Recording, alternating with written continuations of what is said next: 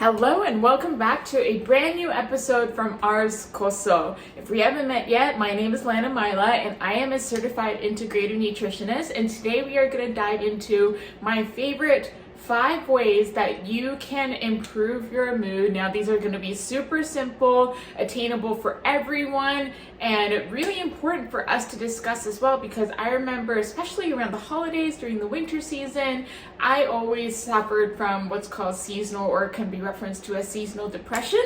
And I just know that for myself, I also went through a period in my life where I really struggled getting out of bed in the morning. I had a lot of anxiety, I had a lot of depressive thoughts, and what I didn't realize at that time was just how much we can support our physical health and our bodies and make these small lifestyle changes that are intentional, and how much of an impact that can actually make on our everyday mood and our mental health as well. So let's dive in.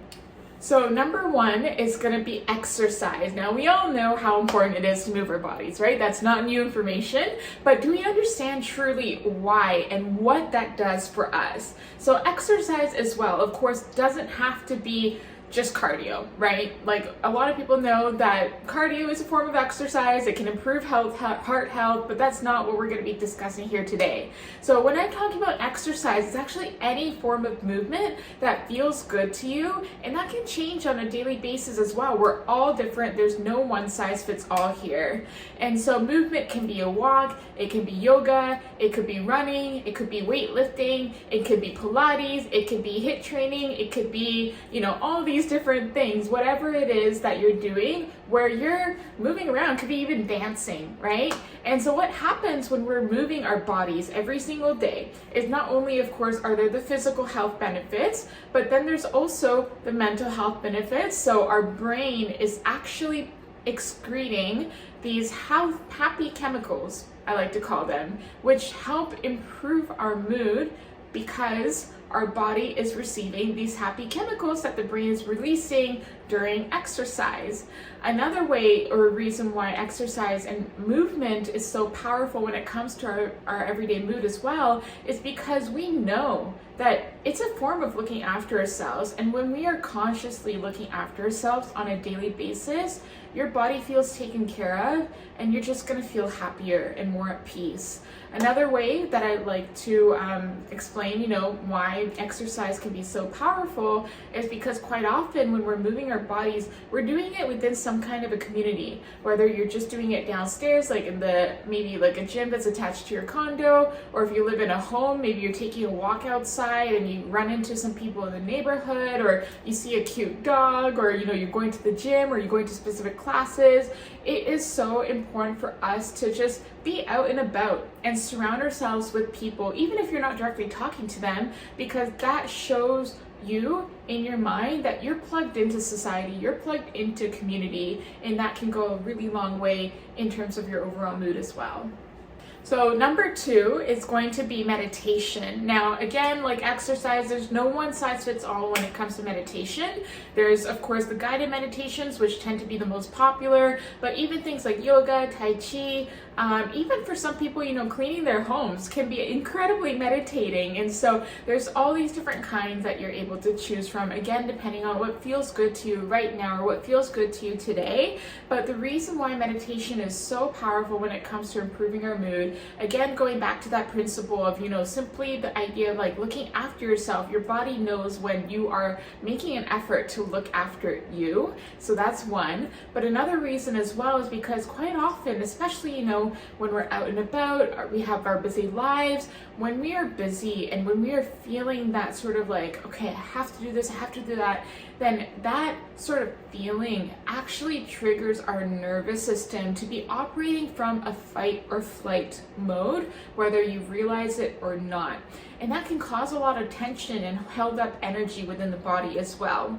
And so in order for us to go from fight or flight into calm and restore, which is where we want our nervous system to be ideally most of the time, meditation, breath work, all of these different things that fall into the meditation category actually help our nervous system switch from being in the fight or flight mode into the calm and restore mode.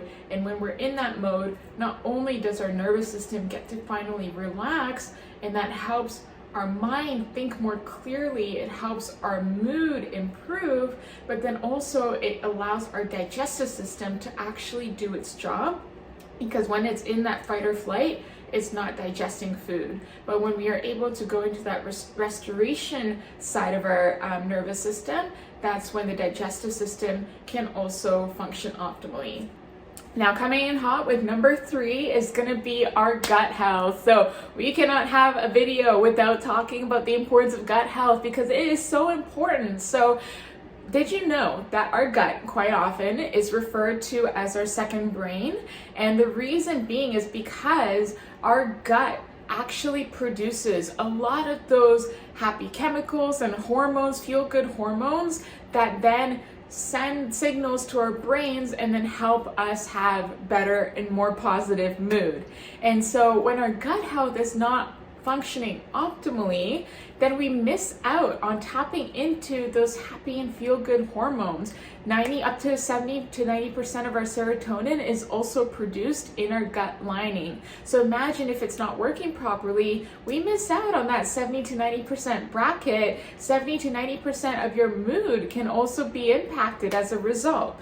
And so it is so important for us to look after our gut health optimally by making sure that, we have a good and flourishing gut bacteria or gut flora as well. And this can be done, of course, with our prebiotics, our probiotics, and our postbiotics, which we discuss a lot on this page in this channel.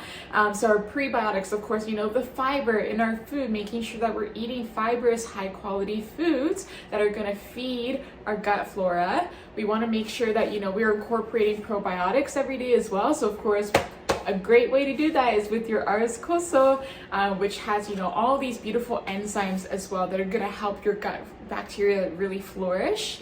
And then of course, making sure that, we're chewing our food really well too, so that our body is actually able to use the food that we're eating, and incorporating things like sauerkraut, things like kimchi as well are great food sources in addition to Koso in terms of probiotics, and making sure that we're delivering that into our bodies. Now, number 4 is probably one of my favorites, hobbies. Now, this is not something that's talked about very, very much. We know that we need to be supporting our gut health. We know that we need to be, making sure we're looking after our bodies and our mind, but are we doing more things of the things that we genuinely love to do? And how does it actually make a difference in our mood? So, when we're doing the things that we truly enjoy, it gives us that immediate effect. And that's the thing with all the tips that I've shared so far as well. Exercise, immediate effect. Meditation, immediate results. Supporting your gut bacteria, immediate and long-term benefits. And so that's the exciting thing about this as well, is that, of course, same thing with hobbies, whether it's painting, whether it's singing, whether it's dancing, hanging out with friends, reading a book, exercising, maybe might fall into that category for you as well.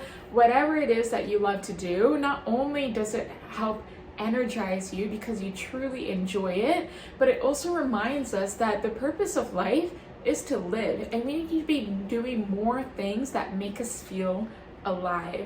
And so when we take that away because we're busy in our schedules or whatever excuse that we give ourselves, when we take that away, then we're doing less of the things that bring us happiness and bring us joy, and over time that's going to have a really negative consequence. We want to make sure that even if it's 10 minutes a day of reading your favorite book, watching your favorite show, calling a family member, whatever it is that you truly enjoy that brings you happiness, making sure that you take that priority and you set that intention and you put it in your calendar if you need to incorporate that into your everyday.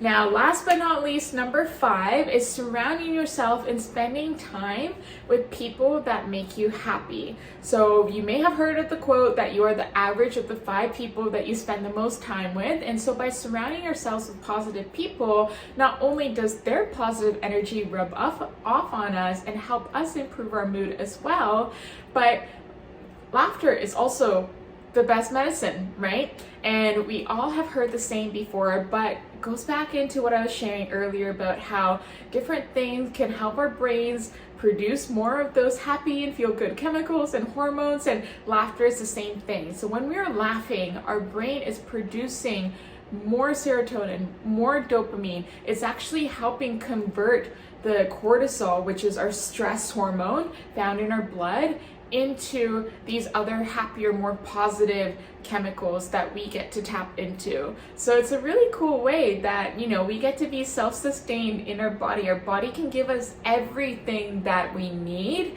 if we treat it well. And so this is your sign to connect with new positive people if you haven't found those right people in your life already, and be able to use laughter as medicine and use these 5 ways that I just shared today in helping you improve your mood every single day.